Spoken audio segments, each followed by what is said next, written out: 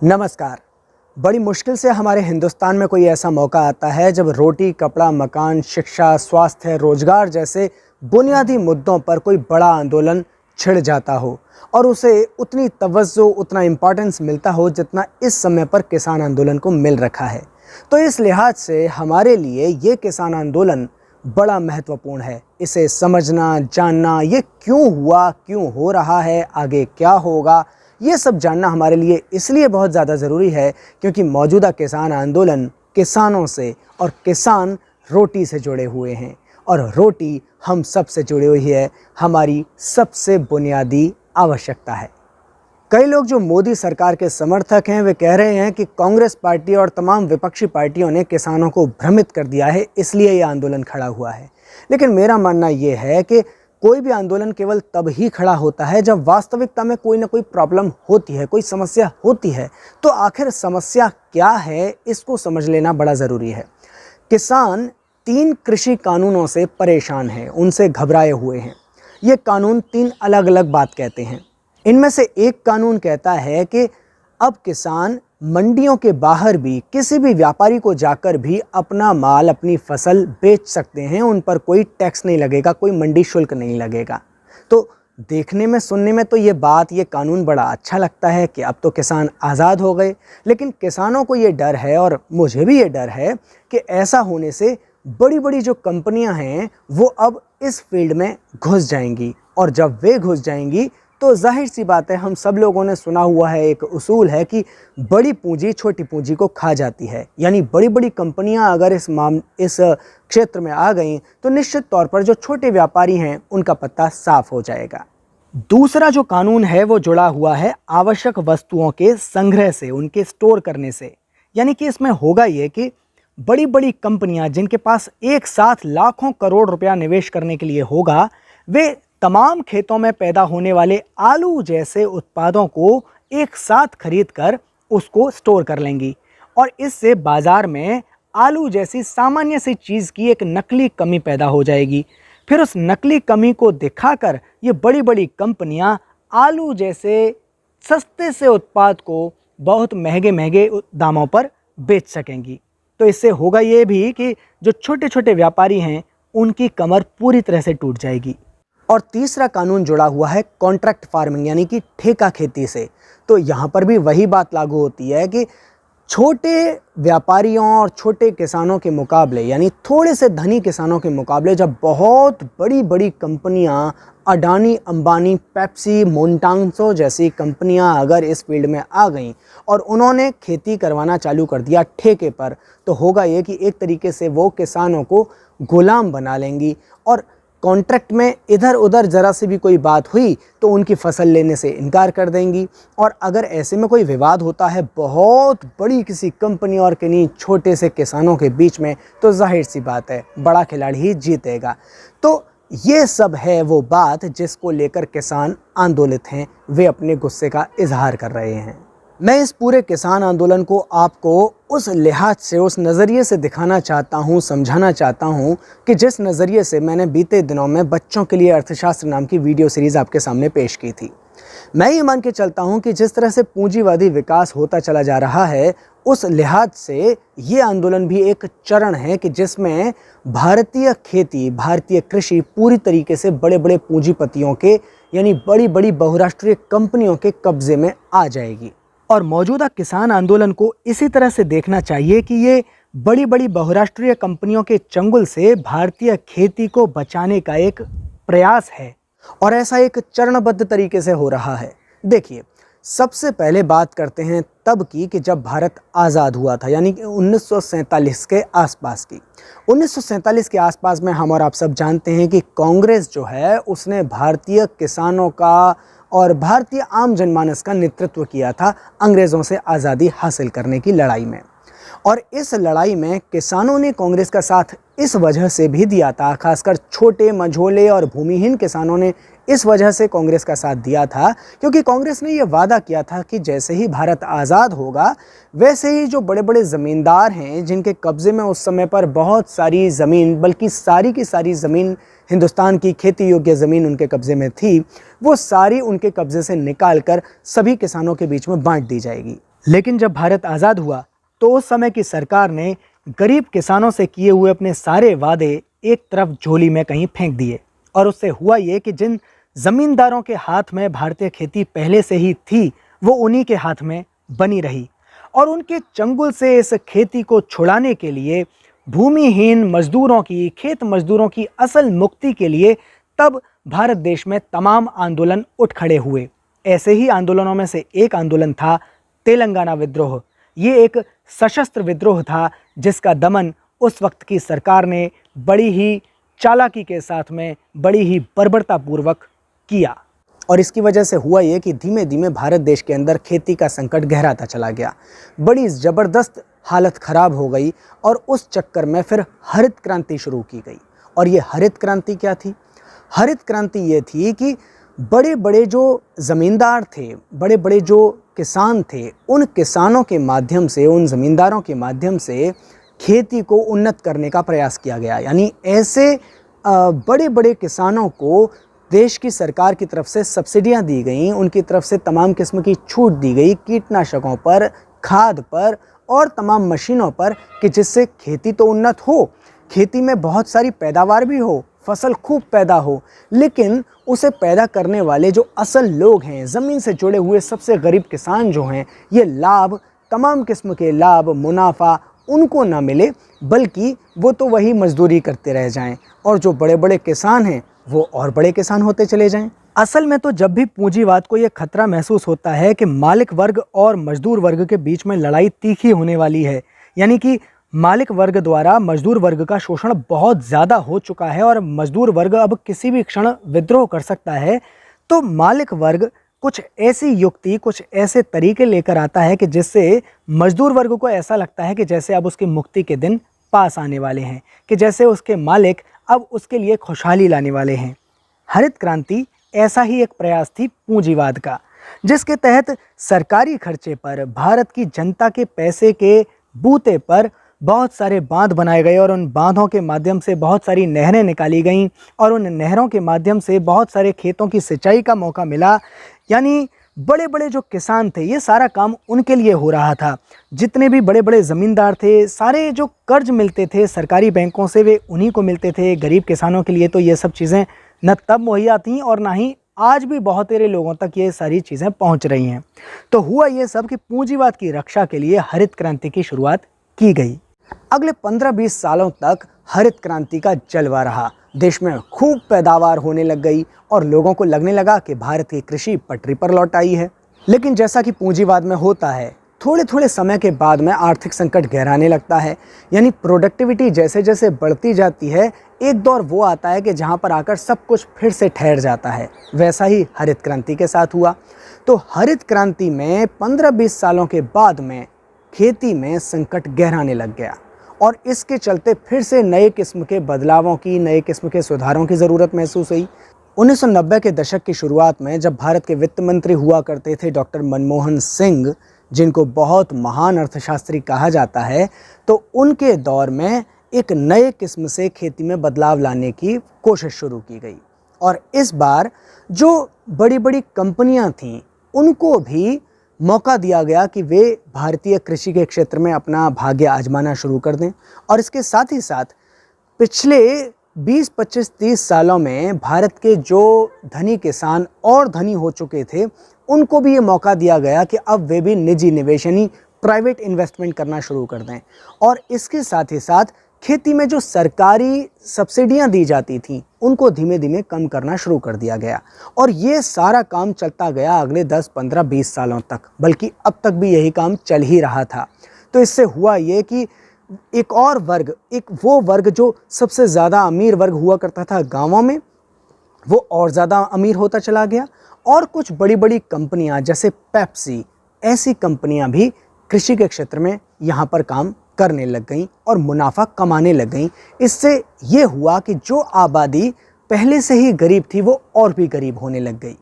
यानी पिछले 25-30 सालों में जिस किस्म के प्रयोग भारतीय खेती में किए गए, यानी कि धनी किसानों को और धनी बनाने की कोशिश की गई और कुछ प्राइवेट कंपनियों को, बड़ी बड़ी देशी विदेशी कंपनियों को भी भारत की खेती में हाथ आजमाने का मौका दिया गया, उसकी वजह से तमाम जो छोटे मंझोले और बहुत ही गरीब किस्म के किसान थे उनमें और ज़्यादा बदहाली फैलती चली गई। और इसी वजह से पिछले 20-25 सालों के अंदर, 30 सालों के अंदर किसानों की आत्महत्याओं के आंकड़े लगातार बढ़ते चले गए। लेकिन जैसा कि मैंने आपको बच्चों के लिए अर्थशास्त्र सीरीज़ में बताया भी था कि पूंजीवाद का चरित्र यही है कि अमीर और गरीब की खाई लगातार बढ़ती चली जाए। तो यहाँ भी लगातार वही हो रहा है। लगातार बड़े से बड़े प्लेयर्स को मौका दिया जाता है किसी भी व्यापार में आने का। अब तक खेती का जो व्यापार है वो खुल्लम खुल्ला बहुत बड़ी बड़ी कंपनियों से छूटा हुआ था, और हमारी अब की जो मोदी सरकार है उसने पूंजीवाद के अगले चरण में प्रवेश करने का फैसला कर लिया है। और ये फैसला ये है कि बहुत बड़ी बड़ी कंपनियों को अब खेती में हाथ आजमाने का मौका दिया जाए। कितनी बड़ी कंपनियां?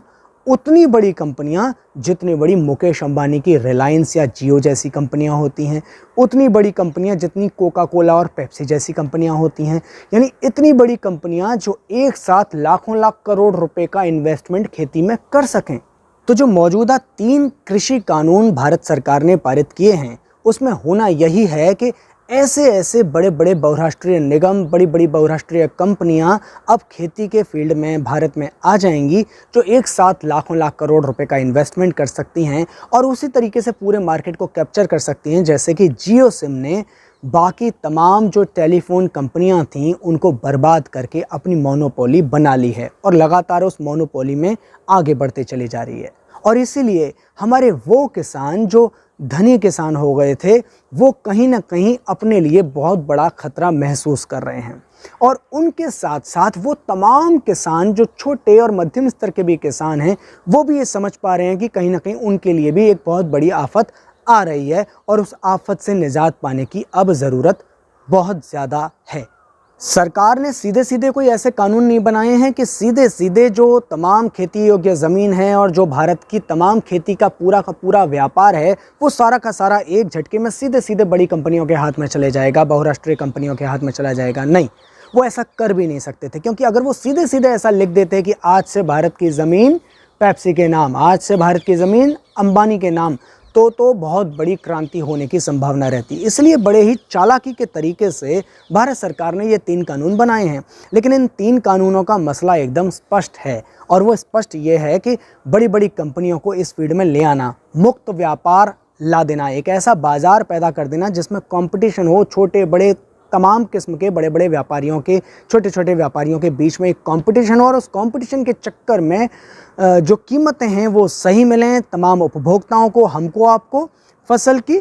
और यानी कि हमें जब हम टमाटर, आलू, तमाम चीज़ें ख़रीदने बाज़ार में जाएं तो हमें उसका रेट भी ठीक मिले और उसकी क्वालिटी भी बहुत अच्छी मिले। तो क्वालिटी में कंपटीशन होगा, इस वजह से उन्होंने ये कानून बनाए हैं और भारत के तमाम जो छोटे छोटे किसान हैं उनको इसका सीधा सीधा लाभ मिलेगा, इसलिए उन्होंने ये कानून बनाए हैं। ऐसी महान जो है विचार, ऐसी महान भावना के साथ में ये 3 कानून उन्होंने बनाए हैं, ऐसा भारत सरकार कह रही है।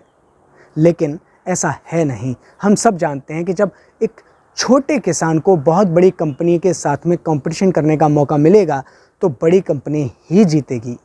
अब जैसे जैसे ये बड़ी बड़ी कंपनियां, ये बहुराष्ट्रीय कंपनियां खेती के बाज़ार में आएंगी तो होगा ये कि ये बहुत बड़ी बड़ी टेक्नोलॉजी लेकर आएंगी, ये बहुत बड़ी बड़ी मशीनें लेकर आएंगी और उसकी वजह से खूब सारी प्रोडक्टिविटी बढ़ेगी। प्रोडक्टिविटी बढ़ती है तो मैं पहले भी बता चुका हूँ कि प्रोडक्टिविटी बढ़ने के साथ साथ भारी संख्या में बेरोज़गारी बढ़ेगी। यानी कि गाँव में जो तमाम नौजवान हैं, जो बच्चे, मर्द, औरतें, तमाम जो लोग आज खेती के काम से जुड़े हुए हैं वे बहुत तेज़ी के साथ बेरोज़गार होना शुरू हो जाएंगे, क्योंकि तमाम काम तो मशीनों से ही हो जाया करेगा। लेकिन जब गांवों से तमाम बेरोज़गार लोग शहरों की तरफ जाएंगे तो शहरों में पहले से ही आर्थिक संकट मौजूद है, ये हम सब जानते हैं। अगर शहरों में, उद्योगों में आर्थिक संकट नहीं होता तो बड़ी बड़ी कंपनियां इतनी तेज़ी के साथ खेती की तरफ नहीं भागती, गाँव की तरफ नहीं भागती। तो जब वो शहरों की तरफ आएंगे तो शहरों में भी उन्हें रोज़गार नहीं मिलेगा, यानी बेरोज़गारी का संकट और ज़बरदस्त हो जाएगा। ये सब होने से सिर्फ बेरोज़गारी ही नहीं बढ़ेगी बल्कि बड़ी तेज़ी के साथ में गांव और शहरों का स्वरूप एक जैसा होता चला जाएगा। आप कल को गांव में जाकर झूला तो पड़ गए, अमुआ की डार पे की फीलिंग ले ही नहीं पाएंगे। क्योंकि जिस अमुआ की डार पे आप झूला डालने के लिए जाएंगे, वो अमुआ की डार तो किसी पेप्सी या किसी मोंटांसो या किसी जियो या किसी पतंजलि के कॉरपोरेट फार्म के अंदर पहुंच चुकी होगी। और वहाँ उस बहुत बड़े फार्म की जो गेट होगा, उस गेट की दहलीज पर भी आपको घुसने नहीं दिया जाएगा। क्योंकि वहाँ पर जो सुरक्षा गार्ड्स होंगे, उसकी फार्म की सुरक्षा में तैनात होंगे, वो आपको आपके ही पुरखों की ज़मीन पर बने हुए कॉरपोरेट फार्म के अंदर 1 इंच भी नहीं घुसने देंगे। और सिर्फ यही नहीं होगा, ये भी कि जिस मिट्टी, हवा, पानी, गांव की मिट्टी, हवा और पानी के बूते पर आपने मजबूत कदकाठी पाई है, आपके पुरखों ने मजबूत कदकाठी पाई है, आपका स्वास्थ्य बेहतर रहा है, वहाँ की हवा, पानी, मिट्टी तरोताज़ा रहती है और आपको तरोताज़ा रखती है, वो वैसी नहीं रह पाएगी। क्योंकि प्रोडक्टिविटी बढ़ाने के चक्कर में, उत्पादकता बढ़ाने के चक्कर में, ज़्यादा से ज़्यादा फसल तेज़ी से तेज़ी पैदा करने के चक्कर में बड़ी बड़ी कंपनियां मिट्टी में, हवा में, पानी में जहर घोल देंगी। उससे कहीं ज़्यादा जहर घोल देंगी जितना हरित क्रांति के बाद में पिछले 30, 40, 50 साल के अंदर बोया गया है, और जिससे आप परेशान रहते हैं। आप अक्सर कहते हैं, करे भाई अब यूरिया खा रहे हैं हम तो जान कहाँ से रहेगी। तो ये जान और भी ज़्यादा तेज़ी के साथ में ख़त्म होती चली जाएगी। इसके अलावा एक बहुत बड़ा बदलाव होगा गांव की संस्कृति में। आज गांव की संस्कृति में फिर भी ऐसे मूल्य बचे हुए हैं कि लोग एक दूसरे की मदद तब भी कर लेते हैं। और बहुत सारे जो ग्रामीण लोग हैं, जो आज मोदी के भक्त भी हैं, वे लोग भी कहते हैं कि हमारी गांव की संस्कृति बड़ी महान है, हमारे भारत की संस्कृति बड़ी महान है और हमारा भारत तो गांवों में बसता है। लेकिन जी, जब पूंजीवाद अपनी सारी की सारी पकड़ गांवों पर मजबूत कर लेगा, तो गांवों में हर चीज़ पैसे से तोली जाएगी और तब लोगों की मदद करने का भाव भी धीमे धीमे खत्म हो जाएगा। ये संस्कृति भी वहाँ से खत्म हो जाएगी। हो सकता है कि आप संस्कृति की बात को एक साइड रख दें और कहें कि भाई मोदी जी तो विकास के लिए ये सब कर रहे हैं। तो मैं आपको इसमें एक और बात बता दूं। वो बात ये है कि विकास तो होगा, ज़बरदस्त विकास होगा। जब बड़ी बड़ी बहुराष्ट्रीय कंपनियां खेती के फील्ड में आ जाएंगी तो बड़ी तेज़ी से फसल पैदा होने लग जाएगी, क्योंकि उसमें नई नई टेक्नोलॉजी, नई नई मशीन काम कर रही होगी। लेकिन एक समस्या है जो मैं बच्चों के लिए अर्थशास्त्र की सीरीज़ में पहले भी बता चुका हूँ कि पूंजीवाद में सुनियोजित विकास नहीं होता। वहाँ पर अलग अलग कंपनियाँ ज़्यादा से ज़्यादा उत्पादन करने की होड़ में रहती हैं, और वे इस होड़ में रहती हैं कि सारा का सारा माल जो बाज़ार में जाना है वो हम ही बना लें और हम ही बेच दें। इस चक्कर में होता यह है कि अति उत्पादन हो जाता है। तो जब कॉरपोरेट फार्मर्स, बड़ी बड़ी कंपनियां गांव में आ जाएंगी तो भयंकर उत्पादन होने लग जाएगा, अति उत्पादन होने लग जाएगा। इतना उत्पादन होने लग जाएगा कि लोग उसे खरीदेंगे ही नहीं। तब फिर नई कंपनियां, ये बड़ी बड़ी कंपनियां नए नए पैंतरे आजमाएंगी। ये क्या करेंगी? ये फसल का डिज़ाइन चेंज करेंगी, आकार चेंज करेंगी, रंग रूप चेंज करेंगी। तो हो सकता है कि टीवी पर और फेसबुक पर, यूट्यूब पर आपको विराट कोहली जो है वो चौकोर किस्म के टमाटर बेचता हुआ दिखाई दे जाए, या हो सकता है कि आपको कोई शाहरुख खान जो है वो लाल रंग का आलू बेचता हुआ दिखाई दे जाए। ये भी हो सकता है कि कुछ लोग इस चक्कर में 4 टिंडे खाने के लिए इस्तेमाल करें और 4 टिंडे इसलिए खरीदें क्योंकि उनको घर में सजाना हो। लेकिन जैसा कि मैं पहले भी बता चुका हूँ, आप चाहें तो ये एपिसोड देख सकते हैं, ऊपर आई बटन है, वहाँ पर क्लिक करके इस एपिसोड को देख सकते हैं कि कैसे जैसे जैसे अति उत्पादन होता जाता है, जैसे जैसे प्रोडक्टिविटी बढ़ती चली जाती है, एक हद वो आती है कि जब पूंजीपतियों के मुनाफे की दर कम होने लगती है। और ये मुनाफे की दर यहाँ भी कम होगी। जब ये मुनाफे की दर कम होने लगेगी तो बड़े बड़े जो कॉरपोरेट फार्मर्स होंगे वो अपना उत्पादन रोकने लग जाएंगे, और जब उत्पादन रोकने लग जाएंगे तो बहुत सारे लोग बेरोज़गार होने लग जाएंगे, और जब बेरोज़गारी ज़्यादा बढ़ने लग जाएगी, लोगों की पॉकेट में उतना पैसा नहीं बचेगा कि जो माल बाज़ार में है उसे ख़रीद सकें, तो फिर और भी ज़्यादा संकटों से ये बड़ी बड़ी कंपनियां, ये बड़े बड़े कॉरपोरेट फार्मर्स जूझते रहेंगे। ये बार बार इनसे जूझेंगे, जूझने के कारण बार बार उत्पादकता बढ़ाएंगे, और फिर यही पूरा का पूरा चक्र बार बार चलता रहेगा। इसके स्वरूप बदलते रहेंगे लेकिन समस्या जस की तस रहेगी। लेकिन इस पूरे प्रोसेस में अमीरों और गरीबों के बीच की खाई लगातार बढ़ती रहेगी। आपको शायद पता हो या न पता हो, लेकिन 1947 के आसपास में भारत के 1% अमीर लोगों के पास में भारत की करीब 25% संपत्ति हुआ करती थी। फिर 2010-11 के आसपास में ये आंकड़ा सामने आया कि भारत के 1% अमीर लोगों के पास में भारत की 58% संपत्ति पहुंच चुकी थी, और उसके बाद में मोदी काल में, मोदी राज में, मोदी शासन के दौरान ही 2018 के आसपास का आंकड़ा ये सामने आया कि भारत के 1% अमीर लोगों के पास में भारत की 73% संपत्ति पहुंच चुकी है। और मेरा तो पूरा अनुमान ये है कि कोरोना काल में जिस तरीके की स्थितियां सामने आई हैं, निश्चित तौर पर ये स्थिति अब यूं पहुंच चुकी होगी कि भारत के 1% लोगों के पास में भारत की 80% से ज़्यादा संपत्ति पहुंच चुकी है। कॉरपोरेट फार्मिंग तो भारत में पहले से ही शुरू हो रखी है, लेकिन अब अगर इन 3 कानूनों के बूते भारत की खेती पर उनका कब्जा बनता चला गया तो ये आंकड़े और भी ज़्यादा खराब होते चले जाएंगे और भी ज़्यादा भयानक होते चले जाएंगे। लेकिन ऐसा नहीं है कि हमेशा बड़े बड़े जो कॉरपोरेट्स हैं, बड़े बड़े जो पूंजीपति हैं, वे ही जीतते रहेंगे। लगातार उन लोगों के बीच में और उनसे पीड़ित प्रताड़ित लोगों के बीच में संघर्ष चलते रहेंगे। अभी भी एक संघर्ष चल रहा है। कुछ लोग कह रहे हैं कि ये धनी किसानों के नेतृत्व वाला संघर्ष है, ये जो किसान आंदोलन है इसका नेतृत्व धनी किसान कर रहे हैं। तो ठीक है, ये बात कहीं हद तक सही भी है और इसका कारण ये है कि जो बड़े बड़े कॉरपोरेट्स हैं वो आज धनी किसानों का हक मारने की तरफ बढ़ रहे हैं। इसलिए धनी किसानों को लग रहा है कि हमारे हाथ से ज़मीन छिन जाएगी, हमारे हाथ से मुनाफा चला जाएगा, बाज़ार हमारे कब्ज़े से छूट जाएगा, तो जितना हो सके इसे बचा लो। ये संघर्ष है।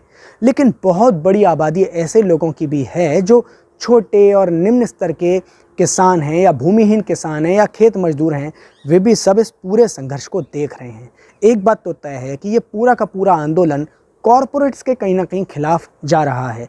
इस आंदोलन ने कहीं ना कहीं भारत की राजनीति में एक ऐसा नैरेटिव पैदा कर दिया है कि जिससे आम जनता के बीच में ये भावना पहुंच गई है कि कॉरपोरेट्स, बड़े बड़े कॉरपोरेट्स हमारे दुश्मन हैं, वे हमारे ऊपर कब्ज़ा करना चाहते हैं और उनसे बचाना, अपने बाज़ार को बचाना, अपने घर बार को बचाना हमारी जिम्मेदारी है।